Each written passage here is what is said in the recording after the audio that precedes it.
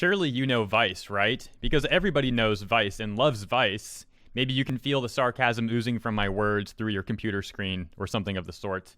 There's an article on Vice titled The VTuber Industry, Corporatization, Labor, and Kawaii. Now, in my opinion, this is a hit piece of sorts against Hololive, although it's not an overt hit piece. What do I mean by that? Well, they also talk about Nijisaji a little bit in here, and they talk about some other stuff about Hololive, the way the business works. It's not all bad, but a lot of the framing of this article is bad, in my opinion, towards Hololive. They allege some sort of labor malpractice almost and workplace harassment issues, things like that. So let's take a look. But before we do that, I need to give you some more context. Taking a look at the authors of this article, I do think it's important to see where their bias may lie and how long they've been in the community. And both of them seem to have gotten started looking into Hololive around September of 2020 and maybe even October. The first tweet here from one author, September 17th, 2020. From the other author, October 3rd, 2020.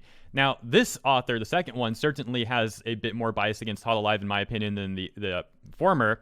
For example, right here, they say, I still think VTuber stuff is weird. Sorry, it's just weird. And then they talk about the workplace harassment issue that I mentioned previously, where they say, serious question. Sometimes Hololive VTuber performers say like vaguely suggestive stuff to other VTubers while on stream. And I can't help but wonder if that would fall under workplace harassment. And there's a word before that if not audio only. I think you can figure out what that word is pretty easily. All right, let's get back to the actual article now, though, and take a look. The opening of the article, the first couple paragraphs here, a handful of paragraphs rather, just kind of give you some background information on what virtual YouTubers are. I think we all know that much, so let's skip that. And here's where they start talking about Cover particularly. So, let's get started. Cover in Ichikara's method operates at scale. Build a relatively comfortable stable of proprietary characters and hire performers to make them come to life on stream through a combination of auditions and private hiring. Through VTubing, these companies have harnessed the entertainment value of both streaming and J-pop idol groups. And harness they have, as streaming monetization and even advertising sales can earn up to hundreds of thousands of dollars a year. However, all of this money comes along with all the weird parasocial engagement and labor issues that those two industries regularly deal with. The aforementioned problems are also exacerbated by the fact that VTuber companies enforce quite a lot of secrecy around what they do. Okay, I gotta stop on that one. And pretty much any company that's a private company operates in what you might find to be secrecy because they don't have to disclose that information because they're not a public company. If they're a public company, they have to disclose things like financial statements, balance sheets that they'll include, and things like that. So this is a really weird point that they make. Continuing on. While it is standard in VTubing to keep all details around performers' identities behind closed doors for safety reasons, there's also weird blank spaces around internal company operations. Because of this lack of publicly available information, their professional discretion may be hiding any number of labor problems. There you go. Wonderful, Vice. All right, we're going to skip down now because this next area just talks about super chat income, and we know how that works. We're going to skip to this next highlighted part. And this is weird to me because they make an apples and oranges comparison of Hololive idols, Hololive streamers, to part-time independent streamers for some reason.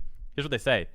Hololive VTubers, and therefore Cover at large, could still be subject to the volatility of streaming as a job for everyone else, that being long hours and little pay. The pay is about as opaque as the rest of Cover's business. Many Hololive streamers work full-time and participate in ad deals with companies like Nissan, while other streamers balance streaming as a side job with other work or school. Are they alleging that it's not good for a streamer to stream full-time if they want? I don't really understand the point they're making there. Like I said, kind of a weird comparison. Continuing on, though, I'm going to skip to this part. To work as a Hololive VTuber is to be a mascot. The VTubers and their likeness are leveraged as both talent and product, much like traditional idols. Cover is in the business of selling uncomplicated characters played by uncomplicated people. Whoa, hold up. Why are you calling the people behind the talent uncomplicated people? You don't know anything about their personal lives. Why are you saying that they're uncomplicated people? That seems unnecessarily rude, but okay. Continuing on. In its short history, they say, Hololive has had moments where it failed to protect its talent when that illusion was threatened. Several VTubers like Aloe, Chris, and Mel have been victims of harassment. Information about these instances is scarce, but it's clear that Cover was not prepared to protect their talent, despite running the type of business where parasocial relationships from fans can easily explode into targeted campaigns. By the way, The Mel situation happened almost a year ago at this point. I think right now it's about 9 or 10 months ago. If you're not familiar with that situation, it's actually one of the first set of videos I made talking about Hololive. So I'll link it in the description if you're curious. Continuing on, they say, only after a series of incidents which ended in the graduation or end of the job for the affected VTubers, Cover said it would take legal actions against harassers and introduce a reporting system.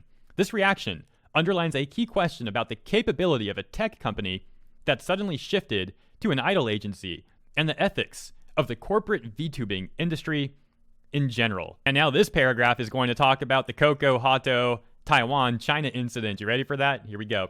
They say, Cover has already changed its approach to harassment of its talents. Instead of cutting ties, it enacted damage control when its VTubers angered Chinese viewers.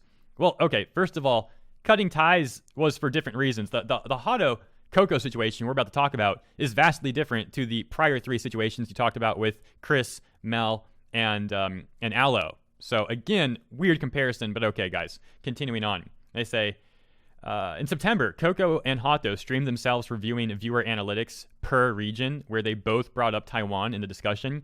Bilibili users began flooding the VTubers' channels with reports and severe harassment, leading Cover to respond with 3-week suspensions for both streamers. In the English statement, Cover said they were punished for divulging confidential YouTube channel analytics info. In the Chinese statement on Bilibili, however, Cover added that it supports the One China policy. Cover quickly addressed the discrepancy in the statement, saying that we decided to adapt the contents of our statement and the manner of its release accordingly. The company apologized and said it would create a compliance committee to avoid this error in the future, as well as start internal training for what its VTubers can and cannot talk about. They then talk about Coco and Hato and Hololive China there. We know that. That's history now. It's hard to be surprised at Cover's response to this when so much about VTubing is new. They say, once again, it wasn't prepared to handle the consequences of operating a business around global public personas. I got to stop you right there, Vice. That's not the issue, and we have evidence that that's not the issue, because guess what? Hololive EN has been going very well, and there hasn't been any issue with Hololive EN, really. There was a issue with Hololive China specifically because doing business in China is so convoluted, so complicated, so absurd when the CCP says they need to own a portion of the company just to operate there on top of all the other complications, which resulted in, like they said, a compliance committee. That's how difficult it is to operate there. So no, the mistake wasn't business around global public personas. It was operating in China. But as usual, Vice is afraid to call out China. Why is that, Vice? I wonder.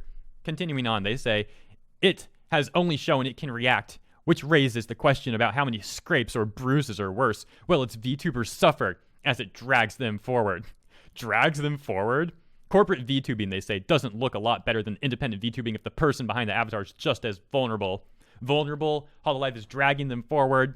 You act like the Hololive idols are miserable. They all seem really happy to me, for the most part. Some take some time off here and there. The job can get stressful, fair enough. But for the most part, like I said, they seem happy. They seem to be doing well. Even in terms of income, when you deduct Hololive's cut, YouTube's cut, taxes, they still seem to be doing well and seem to be happy. Back at it, they say, as Cover tries to figure out this new form of business, its talent gets treated like products that it can pull off store shelves and replace in a few months. The secrecy around the operation allows them the power to appear generous when we don't have any specific information about what happened. While there's precedent for collective action from the VTubers themselves, like the Niji Sanji resistance, most of what we see are solutions to problems explained to us by the company. There could be any number of issues that we don't hear about because Hololive VTubers are largely barred from speaking with press. You're mad because they don't want to talk to the press? Oh, you must hate like 99% of the population now because no one likes journalists in this day and age. They say, or non-VTuber content creators. This is why the closer that you get to Hololive and how it operates with regards to its talent's well-being, the murkier it all becomes. Okay, let me stop there again.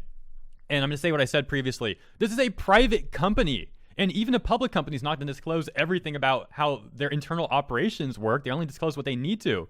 Like, the criticism you're leveling here at Cover Corp specifically is so absurd. This criticism can be applied to pretty much any company ever. You don't get to know everything about their operations just because you're some Vice journalist, man. Are you kidding me? Continuing on.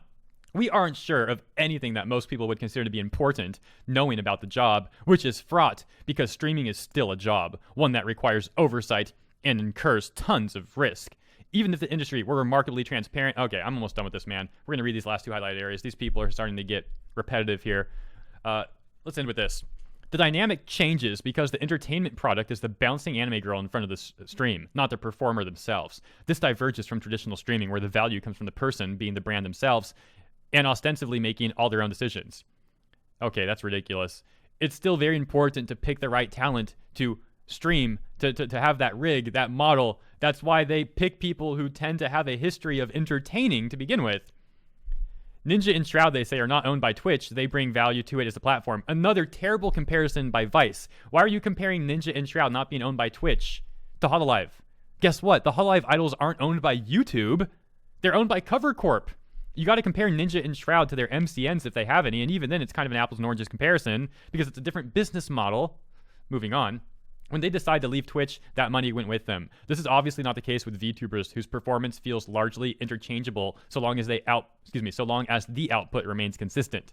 While having the security of a paycheck and anonymity as a streamer is nice, the fact that your value is largely interchangeable is a huge drawback. Of course, that's also what makes the format so appealing to the companies investing in it. At last, talent can be fungible. You might see them as fungible, the authors who wrote this, because you don't know anything about business. You're terrible business people.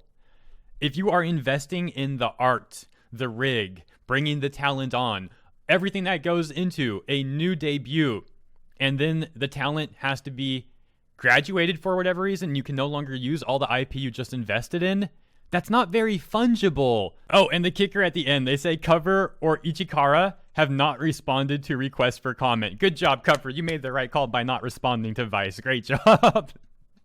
Oh, man. That's hilarious to me. Thank you all for tuning in.